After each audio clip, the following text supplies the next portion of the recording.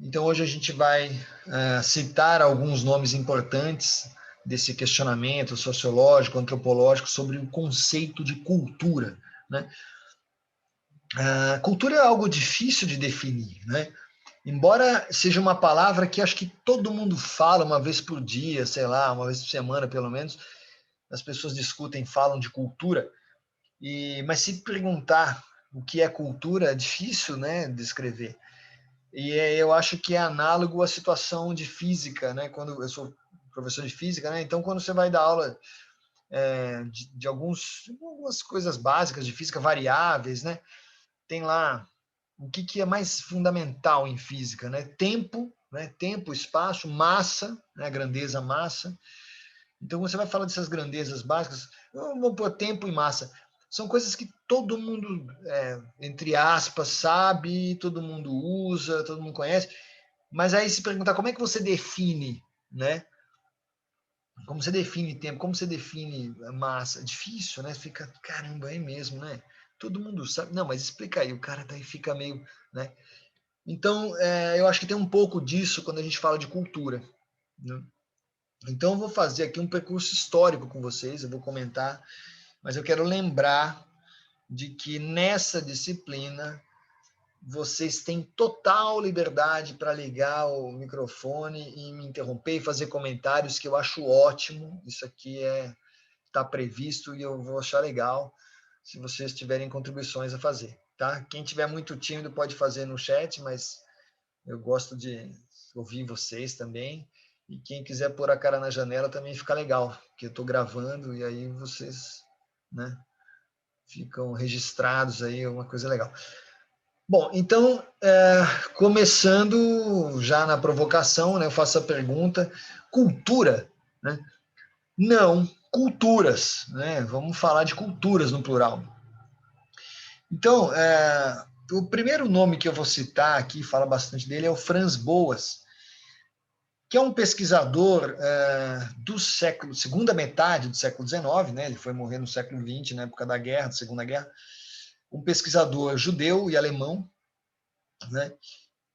Que iniciou carreira acadêmica na física. Então, vocês podem ver que é mais um desses muitos exemplos, de muitos casos, né, de físicos que chega num certo ponto, o cara quer explicar o mundo, quer entender tudo, né, é curioso, né? Então, tem físicos se dispersando por diferentes áreas do conhecimento humano, né, fazendo essas pontes, que eu acho legal, eu também sou um pouco assim, né? O Franz Boas começou estudando física, e o tema de pesquisa dele, o que ele achava legal estudar, era a relatividade das percepções, das sensações mesmo, o fato de que aquela sensação era relativa. Cada pessoa descrevia de um jeito, né, sentia de um jeito. E ele toma como exemplo, né, as variações da concepção sobre a cor da água. Então, às vezes, sei lá, se você tiver várias pessoas, você perguntar para elas, descreva esse córrego, descreva a cor da água, enfim, provavelmente elas vão dar respostas diferentes. Elas estão vendo a mesma coisa, mas elas vão ter uma concepção, uma resposta diferente. Então, ele começou a ficar intrigado com isso, né? E aí, com cerca de 30 anos, ele mudou de carreira e de país também, foi para os Estados Unidos, então estamos falando da virada do século XIX para o século XX. E aí ele vai para os Estados Unidos e cria o curso de antropologia. Ele é um dos criadores dessa estrada e dessa trilha da antropologia. E ele continua estudando a relatividade das percepções, de um jeito diferente, aí, como vocês vão ver. A carreira do Franz Boas ficou marcada pelo combate ao etnocentrismo. O que é etnocentrismo? Primeira questão aqui, né? O etnocentrismo é um sistema que julga a cultura dos outros povos, de todos os povos, a partir de um padrão, de um parâmetro cultural, que é o quê? Branco e europeu. Né? Normalmente é esse o padrão. Branco e europeu. Então, o Boas, ele estabelece, ele propõe, né, o relativismo cultural. Vamos ver o que é isso. Né? Ele diz o seguinte: é errado a gente falar em cultura, O mais certo seria a gente falar em culturas, né? Culturas no plural.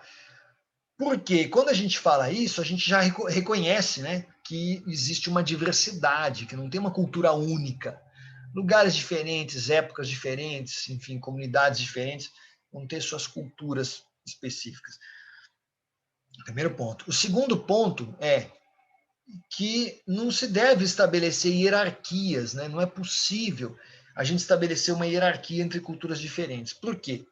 Sabe o que é a hierarquia, né? Para dizer que tem aquela cultura que é melhor, a outra é segundo lugar, a outra é terceiro. Então, quando você começa a tentar fazer isso, não é possível, isso está errado, não faz sentido, né? Porque quando você faz a hierarquização, naturalmente você tem por base, você tem que ter uma base, né? Qual que é a base? Os padrões de uma dada cultura. E cada um vai ter como padrão o quê? A sua própria cultura, né? Você vai julgar os outros de acordo com a sua cultura. Consequentemente, uma classificação hierarquizante, onde você toma por base a sua própria cultura, o que vai acontecer? Você vai se colocar lá em cima, né? E vai dizer que os outros são inferiores, tem uma tendência. Isso é uma classificação injusta, né? Tendenciosa. Então, ele fala, não dá para a gente ficar dizendo assim. Então, tem que reconhecer que são várias culturas diferentes, mas, ao mesmo tempo, não tem uma que é melhor que as outras, tá? Tem diferenças. Ele trabalha bem essa ideia. Então, assim, quando a gente diz, eu vou citar várias expressões comuns, né? Quando a gente diz assim, esse é um povo que tem cultura, nossa, esse povo é culto, esse povo tem cultura. Isso é relativo, né?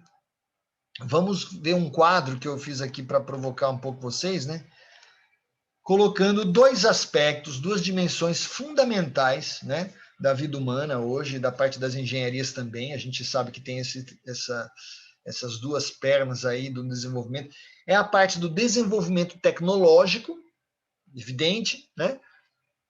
E um outro aspecto que não pode se deixar de lado é a sustentabilidade ambiental, né? Como é que você consegue ter a sustentabilidade ambiental daquilo? Muito bem, então vamos comparar o povo branco europeu ocidental. Na parte de desenvolvimento tecnológico, o que acontece? Tem um alto desenvolvimento, né? Então é um povo de alta cultura na questão tecnológica. Porém, quando a gente fala de sustentabilidade ambiental, o que acontece? A gente vai lembrar de Mariana, Brumadinho, né? Desastres, né? A gente não pode chamar de acidente, que na verdade isso não é acidente, né? Isso é desastre, é algo que é um crime, né? Então tem que apurar a responsabilidade. E nesse aspecto, o fato de a gente ter uma condição que gera esse risco, faz com que coisas assim aconteçam, mostra o quê? Que a gente não é civilizado quando se fala de sustentabilidade ambiental, né? A gente não está preocupado. Então, você vê como é relativo. No caso do indígena, vou falar agora rapidamente nessas mesmas dimensões aí de pensamento. O indígena latino, no que se refere a desenvolvimento tecnológico, normalmente se diz, esse cara não é civilizado, né? Ele não sabe produzir um celular, se bem que até aí, bom, é questionável, porque a gente também não sabe, né? A máquina lá vai na fábrica, né? Cada um faz uma parte, cada um está num setor ali, mas a gente diz, não, o índio não sabe. Né? A gente taxa, né, julga como não civilizado. Porém, quando chega na sustentabilidade ambiental, o que acontece? Que eles têm autodesenvolvimento cultural, porque eles sabem, eles entendem que é necessário preservar, porque se você não cuidar, é você que vai se lascar depois, né?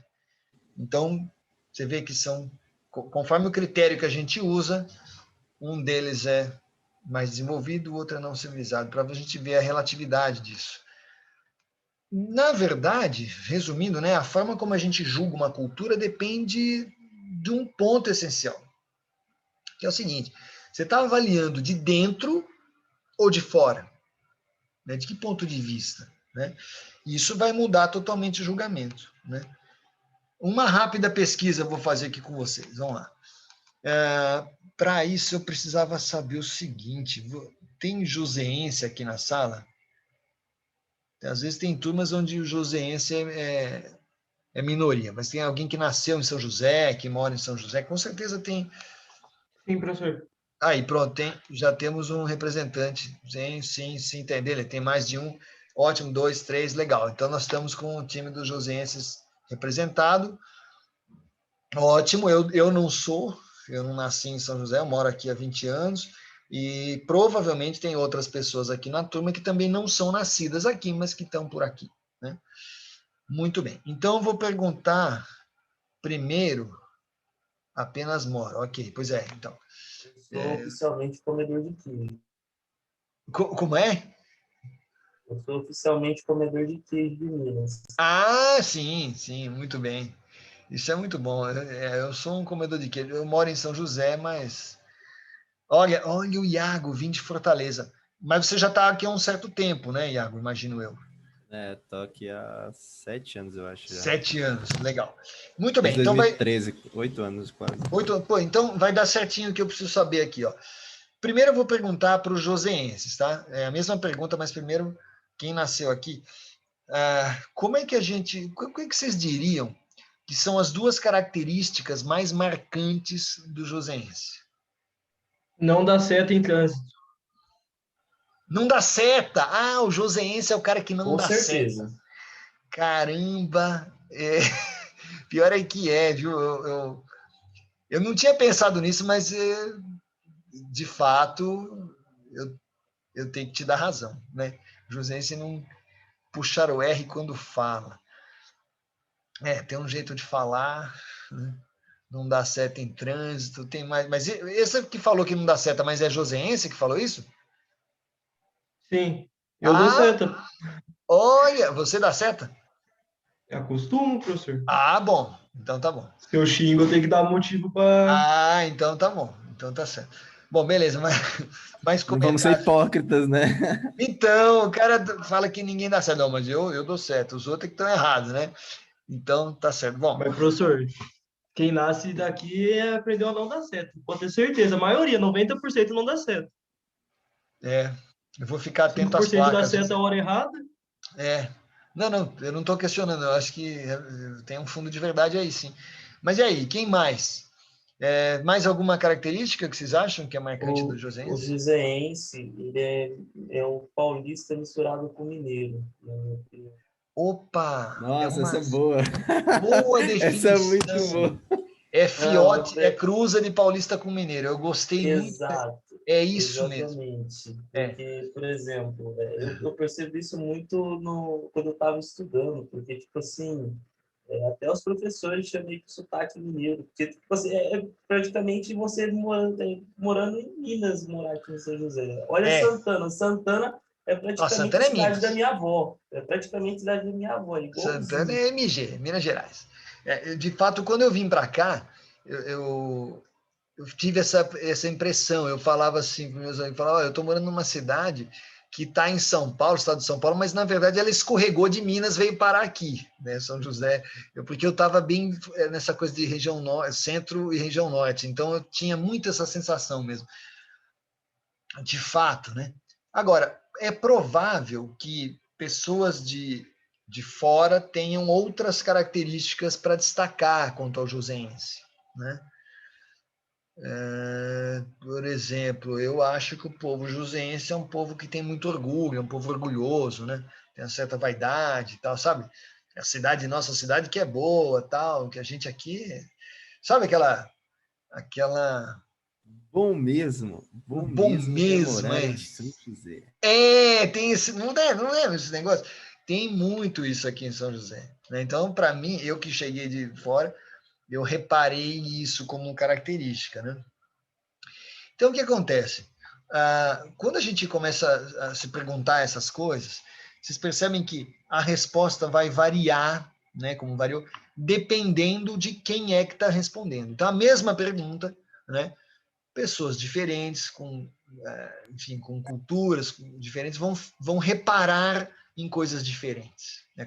A gente acabou de ver isso, né? Saíram várias características. Mais alguém quer falar alguma coisa? Josinhas, puxa o R. Então a Eu gente. estava Eu tava olhando acho que foi uma reportagem, se eu não me engano, que São José é a quarta ou quinta melhor cidade para se viver no Brasil.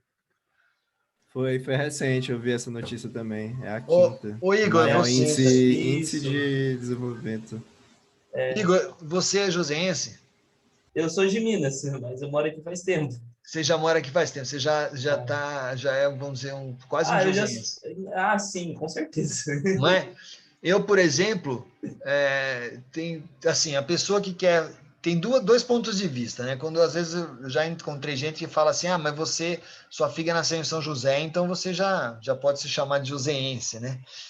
Mas também eu já escutei um cara vir falar para mim, uma pessoa séria, tal, chegou e estava num debate, né? E o cara falou, não, mas você não é daqui, você veio de outra cidade, tal.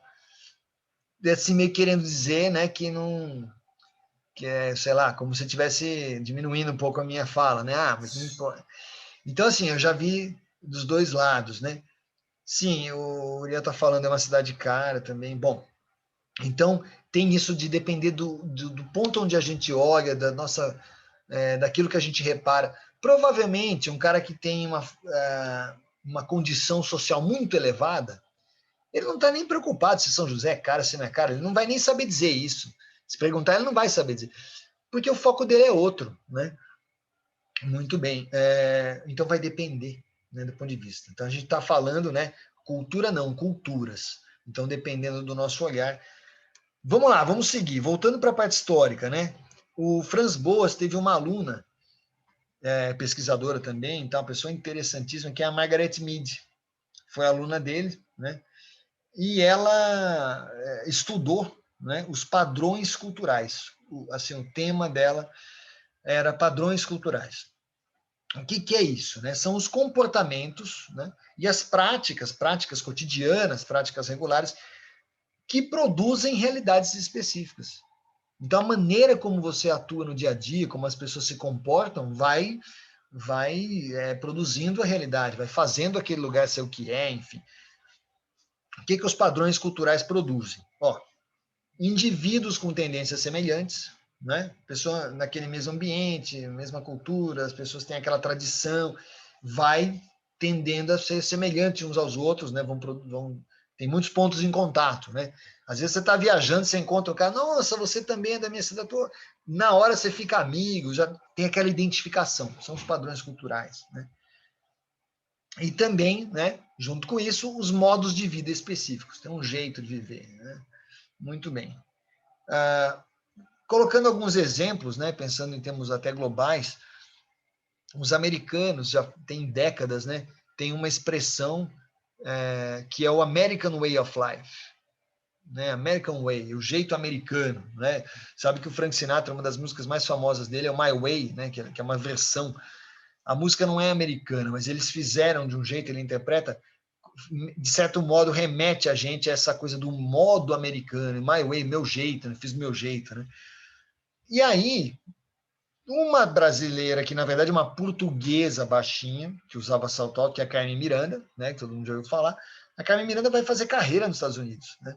Super famosa, popstar, nos anos 30, 40. E aí, como é que as pessoas classificam? Os americanos ouvem, né, e veem ela cantar, sambar, enfim, e eles começam a descrever aquilo como South American Way, ou seja, o modo sul-americano, né?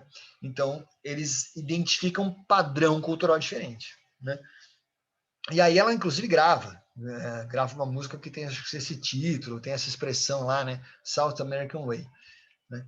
Então, são esses modos de vida, esses padrões, né? Muito bem. Uma outra aluna do Franz Boas, que é a Ruth Benedict, né? Já também no final do século XIX, mais no começo do século XX, ela estuda esses padrões culturais e ela, olha só, ela vai verificar o caso dos japoneses na guerra. Porque esse pessoal vivenciou as duas guerras, né? A Primeira e a Segunda Guerra Mundial. E na Segunda Guerra, ela estuda o comportamento dos japoneses, né? O que ela percebe? Ela identifica que na maneira do japonês ir para a guerra, dá para perceber um padrão cultural. Olha só, ela então destaca o fato de que os japoneses, qual que era a maior arma do Japão na guerra? Os japoneses tinham os kamikazes. Vocês sabem o que é kamikaze? Kamikaze era aquele pessoal que, piloto de avião, né, o japonês, que entrava no avião, o avião carregado de bomba, o cara levantava voo e sabia que não ia mais voltar. Ele ia para se estourar junto lá, ele ia para a guerra. Era um kamikaze, piloto suicida, né? Muito bem, eles tinham frotas inteiras que às vezes soltavam os kamikazes. Então o cara literalmente ele dava a vida mesmo, já saía sabendo que, né, ia dar a vida pelo país dele. Então essa noção de responsabilidade, de obedecer ordem, esse jeito muito exato, né, tal, muito compenetrado, um pouco, talvez um pouco frio, né, mas determinado, uma determinação, né? Enquanto isso seria um padrão cultural, né? Ele está refletindo isso. Enquanto isso, do outro lado, quem que a gente tem? Um monte de gente, mas os americanos, né? A partir de um certo ponto, os Estados Unidos entraram na guerra. E o que eles fizeram? Todo mundo fala, Estados Unidos na Segunda Guerra, o que a gente lembra? Bomba atômica, né? Os americanos não lançaram kamikazes, os americanos lançaram 2 bombas atômicas, não foi uma só, foram 2. E é um caso que a gente, se parar para pensar, né, gente, é um caso bem questionável, né? Porque lançaram uma bomba atômica em zona altamente povoada, o Japão praticamente derrotado, né? E eles causaram, enfim, danos terríveis a milhares e milhares de pessoas por muito tempo, né? Comprometeram. E em seguida, passado alguns dias, lançam uma segunda bomba. Quer dizer, um outro padrão cultural, né? Chegaram para arrebentar. E muitos historiadores questionam, né? Por que razão uma segunda bomba atômica? Já praticamente com a guerra terminada, definida, né? Então tem uma questão de padrão cultural, e a Ruth Benedict, né, e o Franz Boas, eles discutiam essas coisas. Muito bem. Ela também, junto com a Margaret Mead, elas pensam outras coisas, né, elas desenvolvem outras ideias e acabam ganhando importância no movimento feminista mundial. Por quê? Porque na época tinha, como ainda hoje, né, tem muitos conceitos que a gente traz lá daquele tempo, mas tinha essa noção de dona de casa. O que a pessoa é dona de casa, né? Como se fosse a coisa mais normal do mundo, como se a pessoa nascesse, nasceu menina, essa aqui vai crescer, vai virar dona de casa, o que é uma grande bobagem, né? Então, elas colocam o seguinte, mas pensa, as primeiras pessoas a reclamar disso, a questionar, imagina o drama, né? Então, por quê? As pessoas tinham naturalizado. E elas falaram, não, isso aqui não é normal, isso aqui é uma construção cultural, vocês estão querendo que a gente aceite, né? É um costume, mas não é natural. Porque a biologia da pessoa, ela vai ser dona de casa. Não vai, não necessariamente, né? Então, elas se unem e trabalham no questionamento desses costumes, né, dessas tradições, atuando no que hoje a gente chama de desnaturalização. Então, foram pioneiras nessa questão.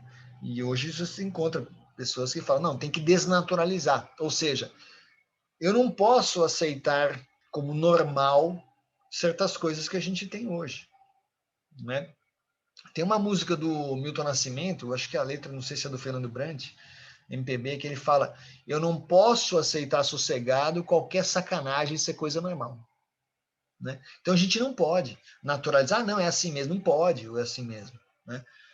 Muito bem. E aí, então, Boas, o Franz Boas, a Benedict e a Margaret Mead colocam uma ideia, né, que eu acho muito rica, muito interessante para a gente refletir, que a cultura pode ser vista como uma lente, é como se fosse uma lente.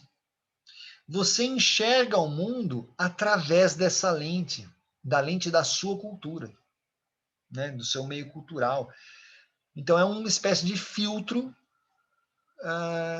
que interfere no teu julgamento sobre as coisas, em como você interpreta o mundo, né? E como se transmite essa cultura, esse filtro, né? Porque isso vai passando, né, de uns para os outros.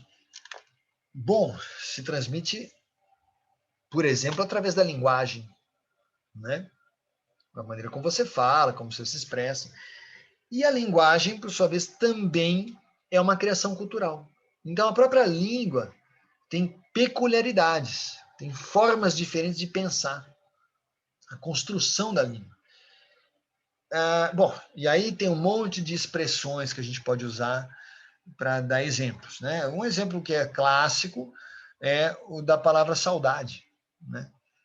Que a gente tem na língua portuguesa, né? No Brasil, em Portugal, a gente fala de saudade. E quando você está nos Estados Unidos, qual que seria o análogo, né? Você vai dizer I miss New Orleans, eu sinto falta de New Orleans, mas traduzindo assim, né? I miss you, eu sinto falta de você. Mas não, você percebe que é uma outra construção, né?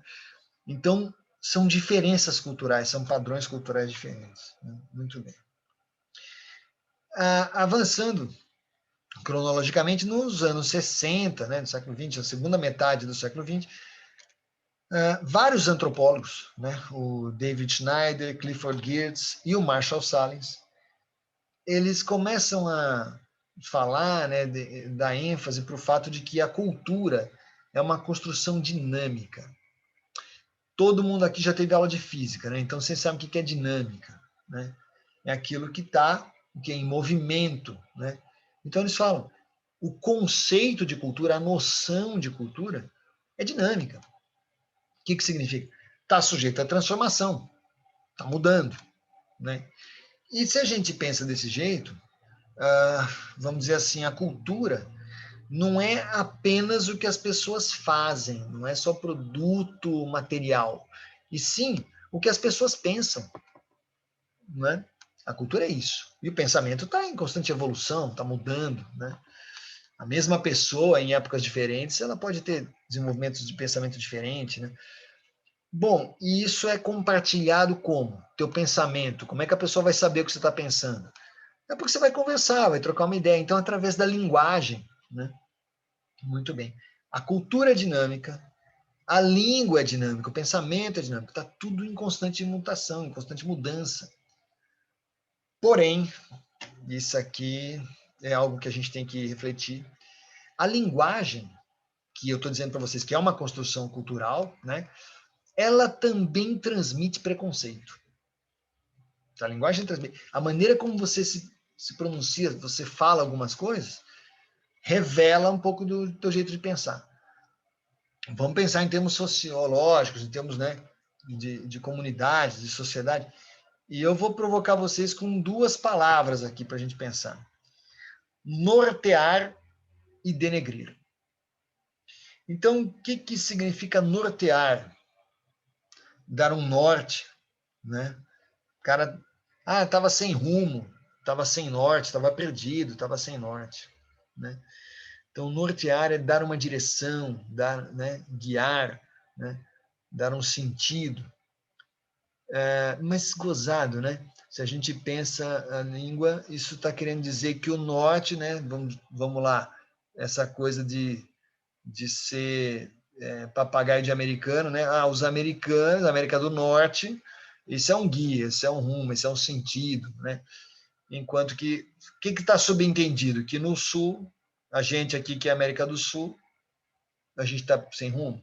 Então, quer dizer, ficam nas entrelinhas ideias para a gente refletir, pensar, bom, será que é isso? Mas precisa ser assim ou não? E pior ainda, o denegrir, né? O que é denegrir? Denegrir é o que? Falar mal, né? Você desdizer, falou mal, diminuiu alguém, denegriu, falou mentira, fake news, né? Tá denegrindo. Então, ninguém fala debranquir, né? Fala denegrir. Ou seja, tem um preconceito aí, né? E a gente fala essas coisas e não percebe, não pensa, porque está naturalizado, né? Então esses caras começam, esses antropólogos começam a falar, peraí, do jeito que você está falando, esse jeito de falar. E mesmo sei lá, dentro de um mesmo país, da mesma região, pessoas diferentes usam expressões diferentes que, se a gente prestar bastante atenção, vão dizer muito sobre como elas veem o mundo, né? Sabe quem é que presta atenção nessas coisas? Normalmente é criança. A gente fala essas palavras assim como se fosse a coisa mais normal do mundo, e a criança, ela está aprendendo, então tudo é novo. Então tudo pode ser questionado, isso que é legal. Então às vezes você fala uma coisa, você nem falou assim, nem pensou, e a criança chama atenção, opa, peraí, o que é isso? Pai, o que é isso? Aí você, opa, aí você para, será que eu devia ter falado desse jeito? Às vezes você quer trocar palavra, né? Então é interessante ficar atento para essas intervenções infantis, é curioso. Bom, aí eu abro para vocês. Se alguém tiver alguma outra palavra que você acha que traz uma visão de mundo na sua construção, fique à vontade aqui no chat ou abrir o microfone, né? Sei lá. Eu acho que tem várias outras palavras que podem ser expressões, né? Que traduzem. Professor, Fala. racial tem um monte, tipo peste negra. Não pensei em mais nenhum, mas tem um monte. Não, tem sim, tem mesmo, né? O Down Norte que eu não sabia que era desse sentido. Eu pensei que era por conta da bússola, por conta Sim, da... sim, sim, tem a bússola, né? Mas eu estou dizendo, de certo modo, está transmitindo também, né? Vem junto essa questão, né? Quer ver? Ó, não precisa Mas a nem. bússola, professor, mas Oi. a bússola aporta para o norte ou para o sul. Depende que pintaram o norte, entendeu? Por Pintaram isso o que clicou norte. norte. E quer Ela, ver ela outra? aponta, ela Exatamente. aponta tanto para o norte quanto para o sul.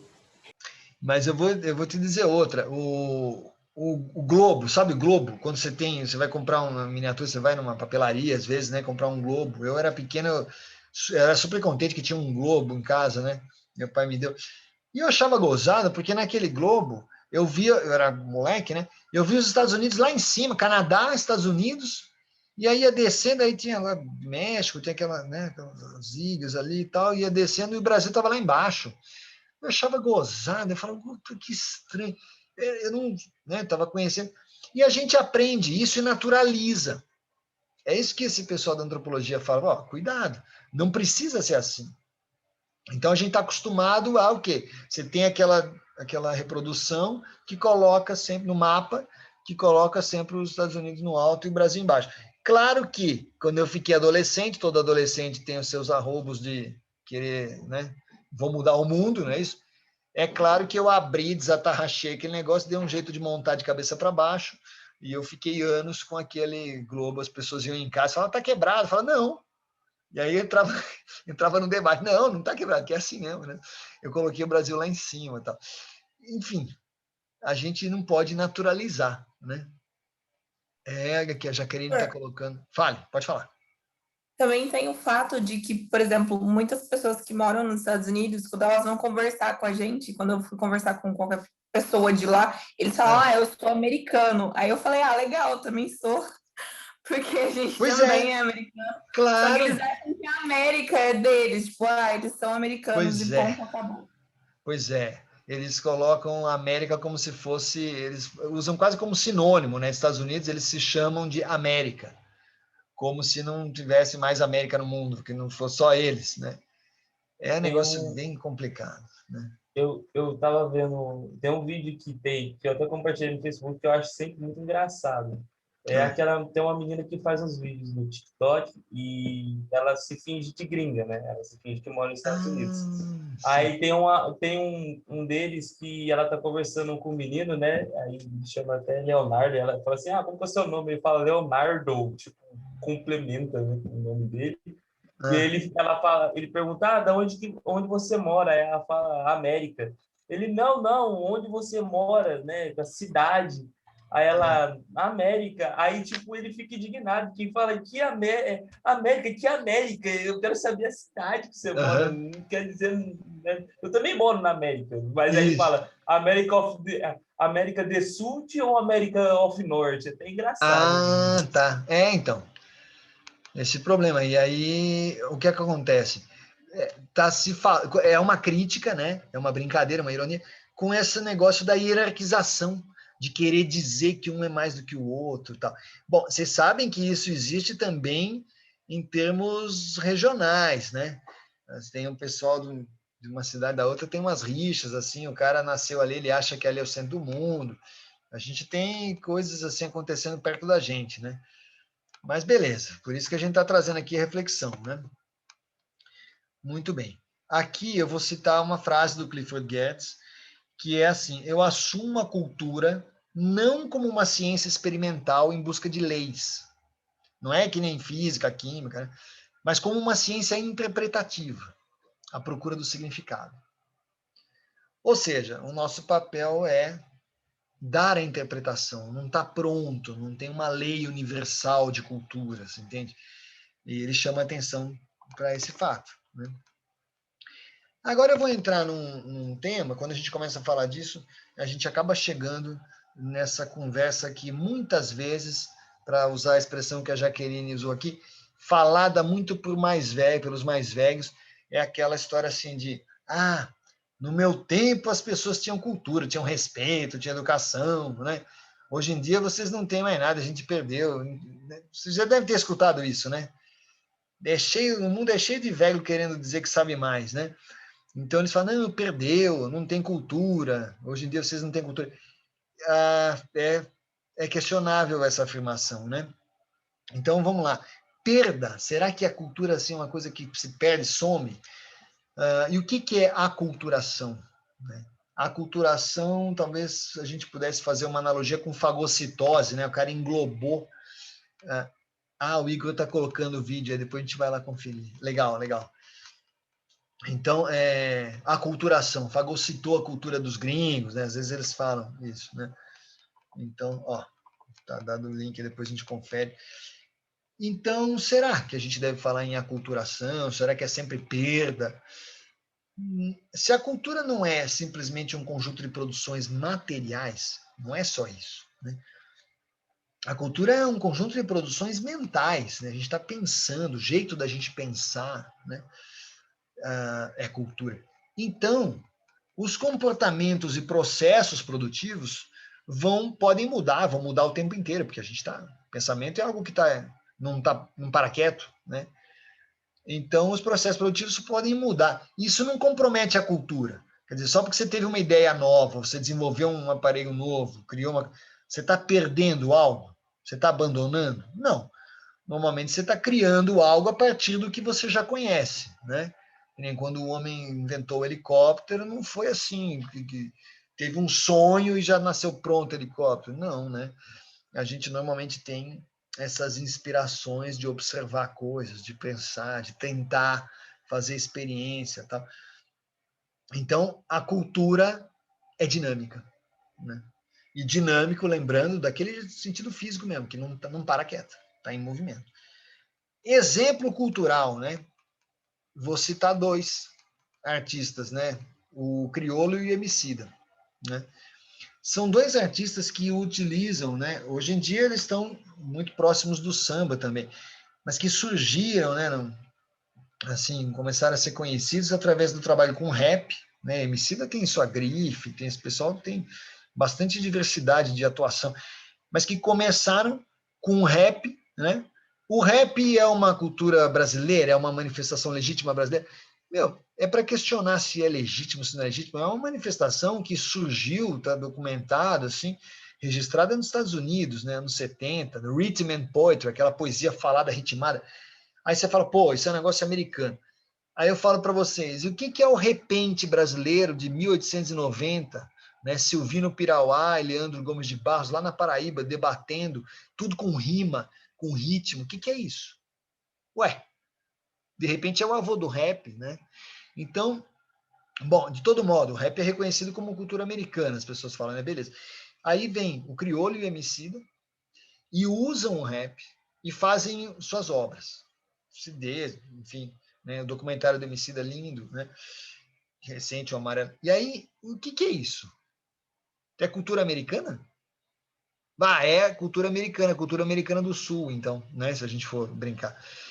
Então, eles trabalham em cima de moldes, de formas, de criações, né? De estruturas, e criam algo novo e brasileiro, não é? Com a nossa cara. E, de repente, eles vão para o exterior, o que acontece, eles fazem apresentações e tal. e todo mundo percebe que aquilo é diferente, né? O cara, às vezes, entende, pô, isso aqui não é um rapper americano, é um cara que tem coisas diferentes, tal. Então, é para dizer que não estou falando isso, para dizer que não tem perda, e abandonou, não sei o que, traiu a pátria, não é isso, né? Você sabe que a cultura é dinâmica, então você cria, né? Muito bem. A gente tem no final do século XX um movimento que surge, que é o pós-colonialismo, né?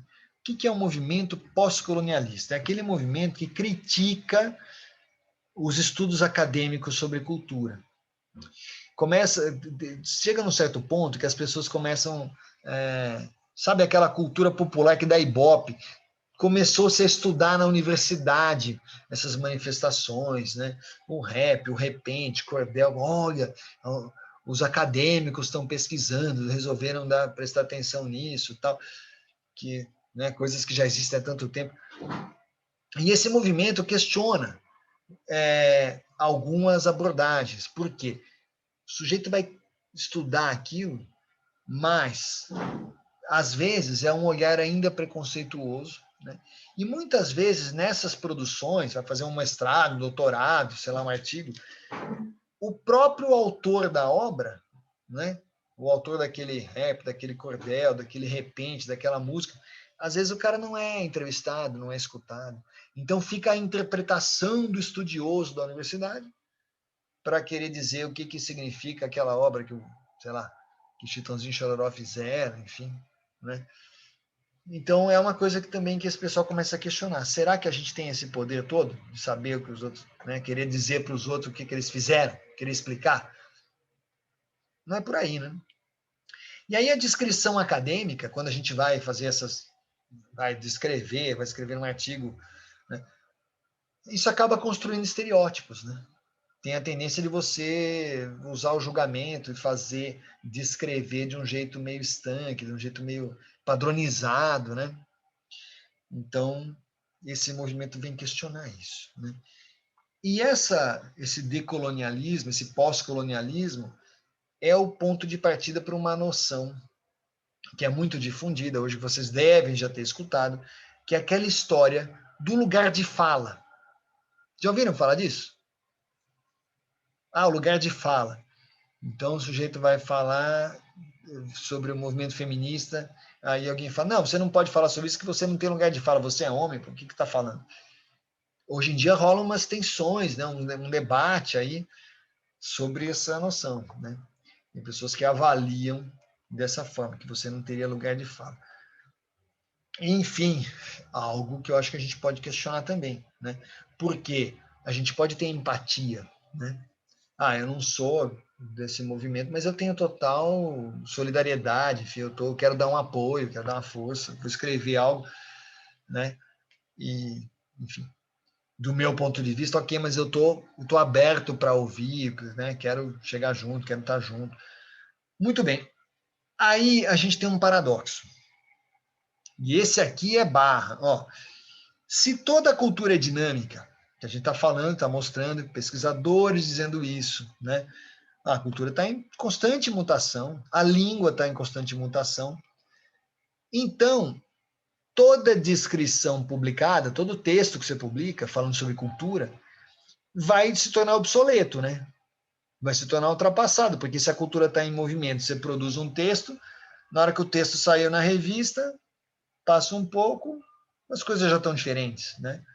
Agora, olha que drama é a vida do pesquisador acadêmico, porque a gente tem um compromisso de publicar, de escrever, de pesquisar, né? E aí a gente escreve, faz um relatório, às vezes dá o nosso melhor, fala, não, tá perfeito, tal. Amanhã ou depois desenvolve um novo sistema, um novo jeito de fazer, né? Então, aquilo fica ultrapassado.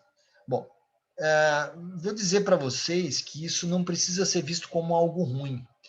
Eu acho que isso é até bom, né? O ruim é se tudo ficasse parado no tempo, né? Se nada mudasse nunca, aí a gente não resolve os problemas, tal. Então é aquela história, vocês estão, né, no meio universitário, a gente está estudando junto, né? E vocês têm que saber que amanhã ou depois, quando vocês estiverem, né, do lado de fora aí trabalhando, vão surgir novas demandas, vai surgir uma dúvida que, de repente, putz, na sala de aula eu não sabia que isso podia ser um problema, de repente, e aí? Aí você vai ter que se virar, né? Então, o nosso papel aqui é dar esse hábito do questionamento, do aprender, do perguntar, do interagir, trocar ideia, né? E de buscar essas respostas para perguntas que ainda ninguém nem fez, né? Mas amanhã ou depois vão surgir, né? Muito bem. Essa noção de que a cultura é dinâmica, então se a gente for escrever alguma coisa, daqui a pouco isso já está ultrapassado, sabe quem dizia isso? Um dos caras que apontava isso como um problema, que falava disso criticamente, era o Nietzsche. Aquele Nietzsche, Friedrich Nietzsche, esse que a gente gosta, que a gente fala, vira e mexe nas aulas e tal. Tá, só que ele falava disso há muito tempo. Ele já apontava esse problema em final do século XIX, né? A gente está escrevendo amanhã ou depois pode ser ultrapassado, né? Então, ter esta humildade, né, de se entender dentro do contexto histórico, né? Muito bem. Professor, Fala. isso só acontece se a sociedade está realmente em mudança, porque você pega músicos tipo Legião Urbana, Charlie Brown, que já passou eu acho que já passou mais de 10, 15, 20 anos por aí. Você Sim. pega músicas dele, tem Fala coisa de hoje, que, né? se parar a pensar, relata hoje. Cara, o pior de tudo é que é verdade, né? E outras obras, é verdade mesmo, a gente vê. Mas assim, o pessoal os historiadores, né, tem um pessoal que diz isso, que a história ela se desenvolve como uma espiral. Então a gente passa por momentos, depois muda muita coisa, depois passa por situação parecida, mas não é igual, já tem um gap, tem um tempo aí, depois vai. E a gente vê isso em vários lugares, né? Inclusive aqui no Brasil, né?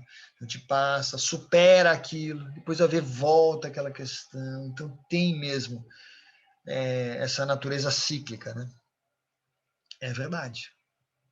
Tá aí o Trump que não nos deixa mentir.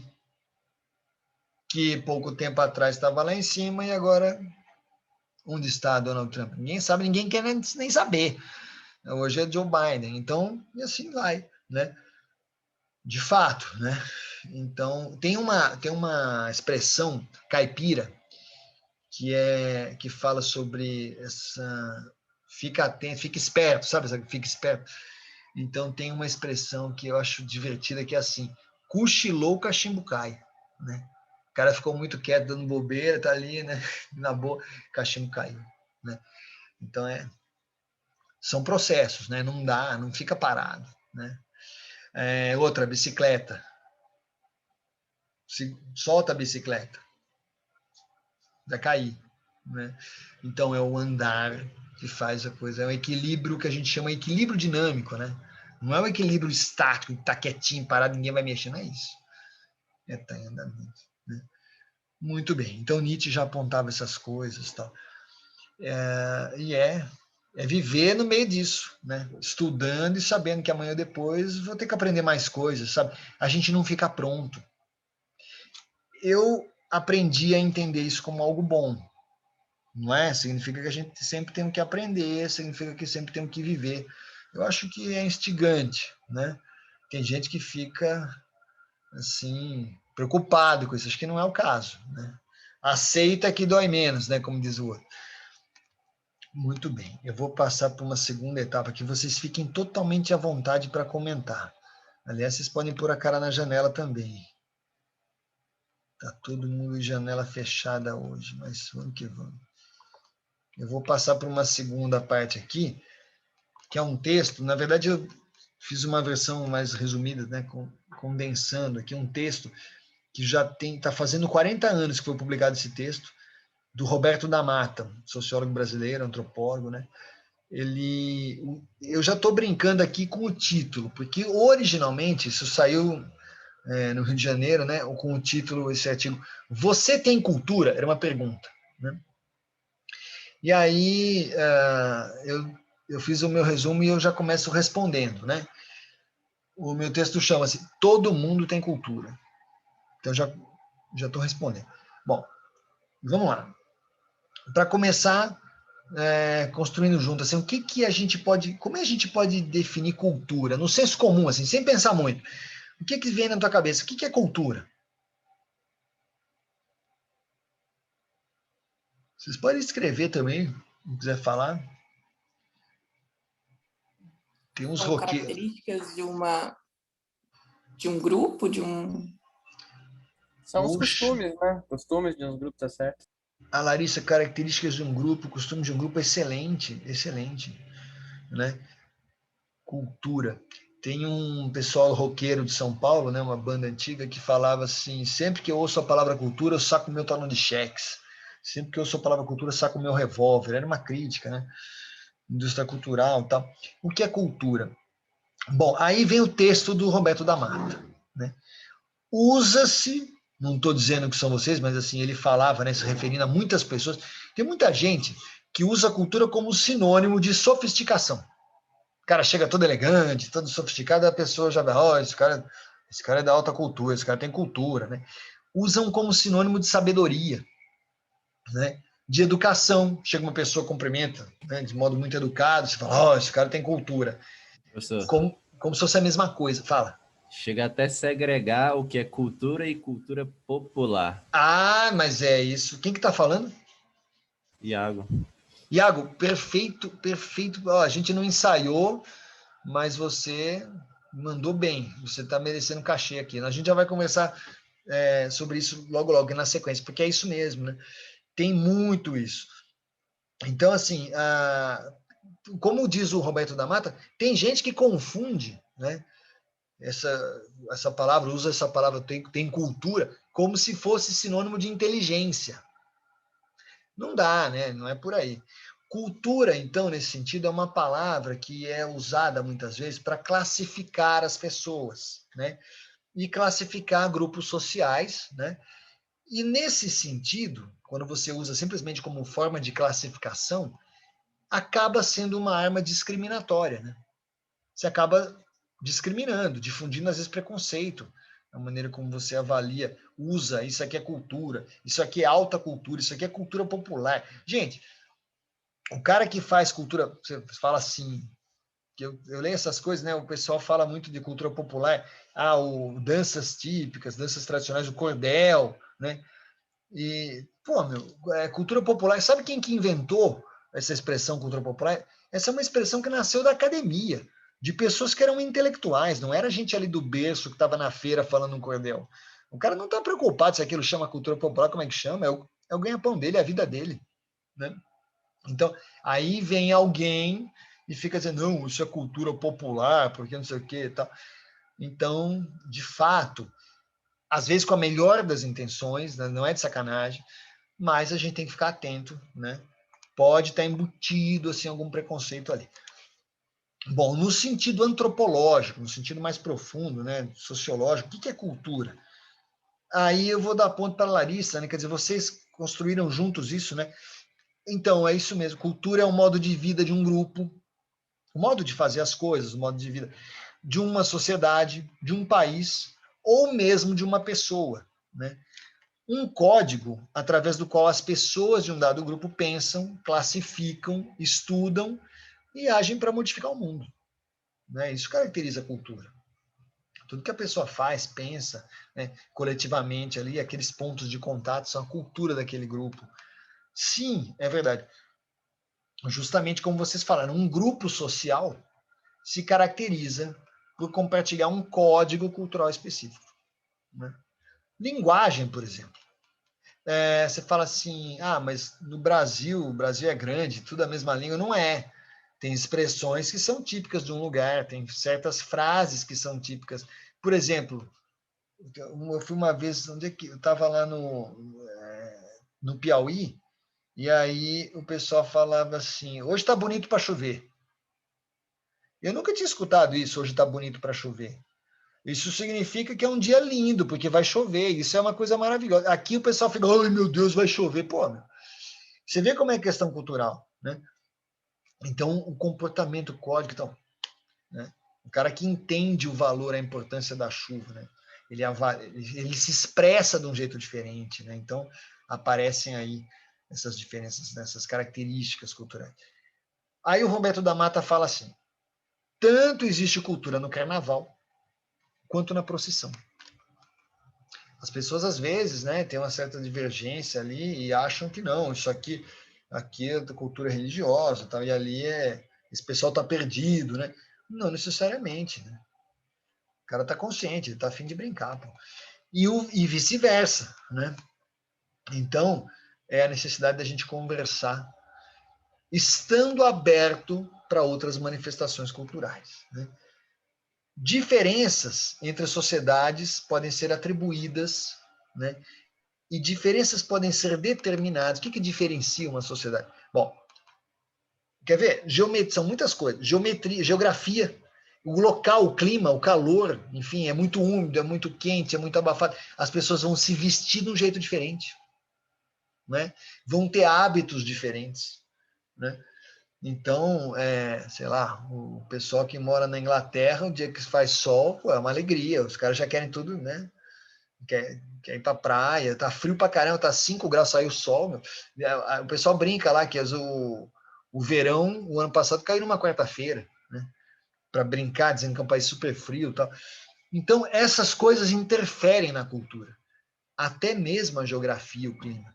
Ok. Como? Então, interfere na roupa, interfere em várias questões. Interfere nas relações sociais, a forma como as pessoas se cumprimentam, né? E essas relações sociais também são influenciadas pelo código cultural. E aí entra a linguagem, a língua também. Muito bem. Agora vamos ver dois pontos de vista e dois estilos de vida, né? Vamos pensar na gente que está mais fortemente no meio urbano. Talvez tenha alguém aí num sítio ou fazenda que, se tiver, saiba que eu estou com inveja de você. Eu estou aqui no meio super urbano mesmo.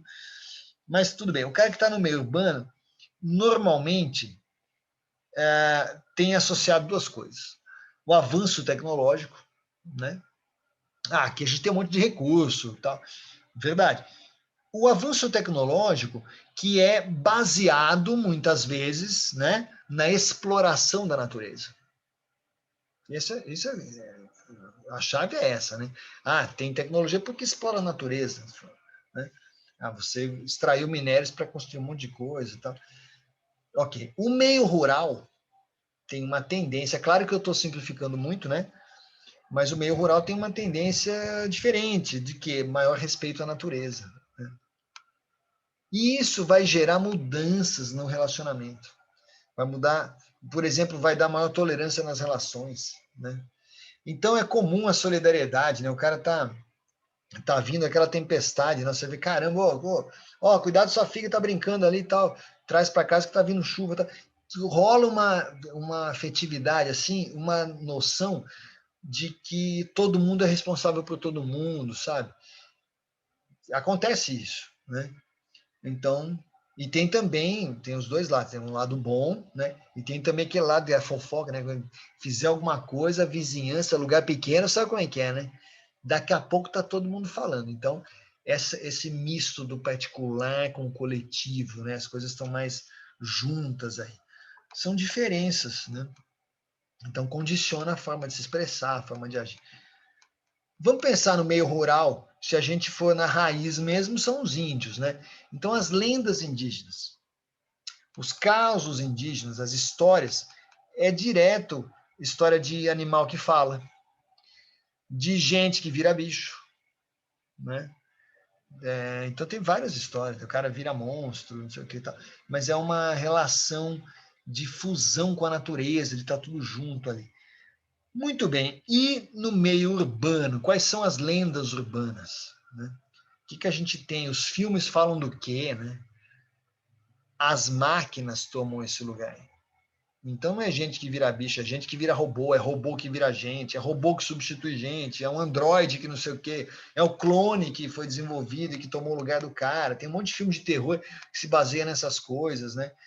Eu realmente eu tenho um certo problema com esses filmes, eu fico tenso, né? Agora, exemplo, Blade Runner, né? O filme de Blade Runner. Então fala sobre aquilo que você já não sabe se é gente ou se é um androide, algo tecnologicamente construído, né?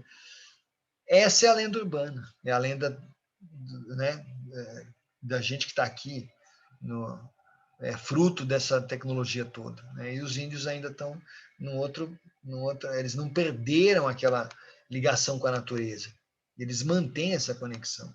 Então as histórias também aparecem. Agora eu pergunto a vocês, Mariana e Brumadinho, tá? Não dá para a gente dizer que foi acidente. Dá para dizer que foi um desastre, uma tragédia. Mas, pô, foi aquilo em vários aspectos, né? Tem pessoas que chamam isso de crime, é um crime ambiental. De fato, eu tendo a concordar com isso, né? Muito bem, pergunto a vocês: quem foi à Europa denunciar o que aconteceu em Mariana e Brumadinho? Quem foi falar desses assuntos? Saiu do Brasil e foi para lá. Talvez vocês não saibam, porque a imprensa também não ajuda muito, né? Mas isso houve uma comissão, uma comitiva de índios que resolveu denunciar, gente que tem contatos, né, que foi para a Europa, e fizeram palestras em vários países, né, para fazer a denúncia, para falar, ó, o que está acontecendo no Brasil tá complicado e tal. Então, por quê? Porque a cultura, para eles, aquilo é vital, né? Não tem deixar para lá, não. Vale a luta, né? Vale essa viagem e tal. Então, se a gente avaliar, ou então se a gente procurar entender esse código cultural dos índios, quem são os bárbaros? Né? Então, em vários aspectos, somos nós os bárbaros. Né? Está queimando pra caramba um monte de árvore, cortando e tal, e fazendo o quê? Virar pasto. Por quê? Ah, porque tem que criar boi. Por que tem que criar boi? Porque as pessoas gostam de comer bife. Enfim, é complicado. Se você parar para pensar. E aí, daqui a pouco, está subindo a temperatura do ambiente, está dando, né? Tem consequências, né? Tudo isso. Muito bem. Então, eles tentam entender. A gente tem dificuldade de entender. Por quê? Eles veem, no nosso modo de ser, de agir, pessoas que não enxergam essa relação entre o homem e o mundo, entre o homem e a natureza. Que se a gente não cuidar, quem que vai se ferrar? Não é? A natureza pode até se regenerar, mas a gente, e aí? Como é que a gente fica enquanto isso? Né? Muito bem.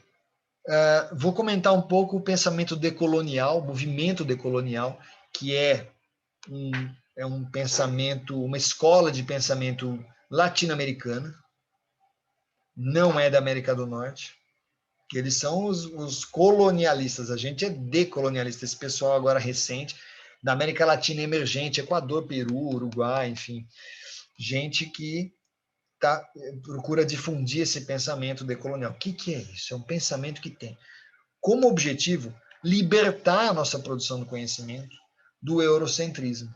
É não ficar achando que a gente tem que copiar o método europeu. É não achar que... E isso, gente, isso não é... Estou falando de simplesmente de música, teatro, não é isso. Estou falando de tudo, estou falando de engenharia. Né? Por que a gente tem que construir a casa copiando o modelo europeu? Nós não temos o clima deles. A necessidade é que é outra. Onde é que você vai arrumar aquelas pedras ali? Depende se você está em outro lugar, é outra coisa que você vai usar, sabe? Então é libertar a gente dessas receitas prontas, né? Então a gente está estudando, muitas vezes fica assim esse convite, né? A tentar entender o que nossos irmãos estão fazendo, o que os colegas da América Latina estão fazendo. Aqui no Brasil, gente, queira ou não, o Brasil ainda é um país muito rico, né? Agora, eu tive na Colômbia, tive em Cuba, em outros lugares, onde não tem tanta facilidade para algumas coisas. E aí o que acontece? Eles têm que desenvolver, criar, inventar. Você vai na Colômbia, aí o cara... Fui lá conhecer uma comunidade rural que tinha suas casas, e aí eu achei uma coisa impressionante, que é só material, assim, bambu, só materiais alternativos, né, pra gente. Os caras constroem sobrados, sabe? Casas altas, assim, com aquilo ali. E eu confesso, eu cheguei lá, eu fiquei meio, putz, mas será? Sabe quando deu aquele medo, mas será que dá para subir esse negócio? Vai lá em cima. Meu, tranquilo. Eles desenvolveram isso, né? Então, não precisamos ficar simplesmente tomando por base esse eurocentrismo, né? Esse é o movimento decolonial. Decolonial. Então, ele critica esse predomínio imposto, né, pela cultura ocidental. E por quê? Porque isso acaba sendo a base do imperialismo, né? Assim que eles mandam na gente. Não é porque prenderam todos os latinos, não é isso. É questão cultural mesmo. O cara fica com a cabeça achando que no globo, não, os Estados Unidos está lá no alto e a gente está aqui embaixo. Meu, por quê? Né? Então, o pensamento decolonial busca horizontalizar a relação, fazer mais de igual para igual, entendeu? A gente não quer virar do avesso, a gente quer de igual para igual, né? Nem superior, nem inferior, porém diferente, né?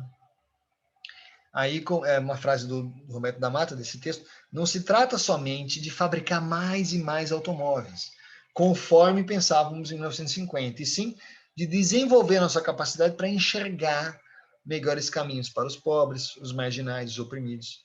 Tentar pensar, será que isso que eu estou criando, né, esse desenvolvimento tecnológico, eu vou conseguir fazer chegar para todo mundo? Então, esse é um pensamento decolonial, né? A gente se preocupar, né? Fazer algo acessível, né? Tá aí. No Brasil, a gente tem uma tendência histórica a hierarquizar, a querer achar que um é mais que o outro. E a gente acaba menosprezando a nossa própria cultura. Isso é uma coisa, né? Tem muitos dizendo, nossa, se eu pudesse, eu queria estudar nos Estados Unidos. Bom, tem lugares maravilhosos lá, mas não significa que tudo é maravilhoso, né? E não precisamos necessariamente ir para lá. Então, eu brinco assim, coloco como um exercício antropológico, né, para a gente, é repensar esse complexo de vira-lata. O escritor Nelson Rodrigues, genial, tá, ele criou essa expressão nos anos 50, se não me engano. Ele falou: o brasileiro tem complexo de vira-lata, acha que os outros que são de raça, que a gente é vira-lata. Então, vamos parar com isso, né? A gente não precisa aceitar tudo. Voltamos àquela história da Ruth Benedict, da Margaret Mead, há 100 anos, falando, não naturaliza, não acha que é normal. Né? Como diz o Milton Nascimento, não posso aceitar sossegado qualquer sacanagem ser coisa normal. A gente tem direito a querer fazer melhor. Aí eu pergunto, vocês saberiam dar exemplos, né, exemplos positivos de brasileiro, né, que venceu esses complexos? Não, esse cara se afirmou mesmo, é respeitado no mundo todo, né? Não ficou preocupado com bullying, não. O cara é referência mundial. Vocês saberiam dizer, gente, assim, na área que vocês pensam, qualquer área, assim, qualquer pessoa, quem que vocês poderiam citar que é referência? Neymar Júnior. Oi? Neymar Júnior é referência? O Neymar é referência de futebol, sim, e outras coisas não é, né? Sim, sim. No futebol a gente tem várias referências, é verdade. Verdade. Também tem o Vinícius de Moraes em relação a... Opa! Aí gostei. Vinícius, Tom Jobim, Baden-Powell e companhia. Gente de primeiríssimo nível. Até musicalmente, a gente tem caras que são feríssimos e históricos, reconhecidos no mundo inteiro. Legal. Legal, Larissa. Que mais? Oscar Niemeyer. A gente tem surfistas aí que o mundo inteiro dão aula, né? Tem o pessoal do vôlei de praia. A gente tem bastante gente que é fundamental, assim, o Augusto Boal no teatro, sabe? Eu fui, ó que coisa louca, né? Eu fui, já tem Marie Curie, mas a Marie Curie não é brasileira, né? Mas é uma pessoa referência, com certeza, né? Eu tive na França, na França, eu tive em Paris, né? Já tem bastante tempo. E olha que louco, eu cheguei lá e eu queria vida cultural, né? Vamos ver o que tem para assistir, né? Aí eu peguei um jornal impressionante, eu estava no metrô, saindo do metrô, e aí eu fui ver o que tinha de programação cultural. Olha, eu acho que eu devo ter isso guardado ainda. Aí tinha lá, Semana uma semana de atividades culturais, um centro cultural, chamava Semana Augusto Boal. Tinha um monte de apresentações. Semana Augusto Boal. Você sabe o que é Augusto Boal? É um brasileiro, cara. Um autor de teatro, um criador, dramaturgo, assim, um diretor, um cara que inventou um monte de técnicas teatrais, né? E ele tinha uma semana em homenagem a ele. Eu estava no aeroporto uma vez, não sei para onde que eu estava indo, e aí eu encontrei com um cara chamado Gilberto Mendes, brasileiro, compositor, músico, né? Eu sou da parte de música, meu pai era músico, né? Comecei a conversar, um cara maravilhoso, assim. E aí, olha só, gente, o que ele me falou. Estou indo para a Rússia, ele estava falando, estou indo para a Rússia para a Semana Gilberto Mendes. O cara estava sendo homenageado na Rússia. E aqui no Brasil, um monte de gente não sabe nem quem ele é. Então, nós temos lideranças, tem gente que é exemplo, né? Em que está pelo mundo e a gente às vezes não sabe, né? Mas eu gostei que a Larissa falou da parte da música. E, alguém já fez isso? Na literatura e nas artes, os modernistas, né? O ano que vem vai fazer 100 anos do modernismo, foi super importante esse movimento. Era gente que não queria ser vira-lata, né? E aí, olha lá, eu marquei isso também na Bossa Nova, né? Então, Vinícius, Jobim. E os tropicalistas. Caetano, Gil também, Gal Costa, enfim, esse pessoal, os baianos geniais, o Tom Zé, né? Gente que correu o mundo também, respeitados, né? Então, a gente tem bastante referência boa, né? Eu acho que essa grande... É uma coisa que eu queria deixar, assim, para a gente refletir juntos, né? E a gente trabalhar isso uns com os outros, né? A gente se fortalecer, procurar exemplos, gente. Procure exemplo de alguma coisa legal na tua área, na engenharia que você está estudando, quem que é um brasileiro de destaque aí. É legal a gente ter esses modelos mais empoderadores, assim, mais para a gente... o pessoal da arquitetura eu sei que tem se preocupa com essas coisas, né? Eles têm dão essa atenção para as criações. E tem áreas onde o Brasil tem destaque, né? Bom, e é isso. Quer dizer, é cultura. A cultura é produto social, mas a cultura também é uma relação dialética, né? A cultura também ela é produto, mas ela também é substrato. Ela ajuda a formar uma sociedade, as formas enfim, de organização social depende de um aspecto cultural, né, das tradições também. A cultura está em movimento, né?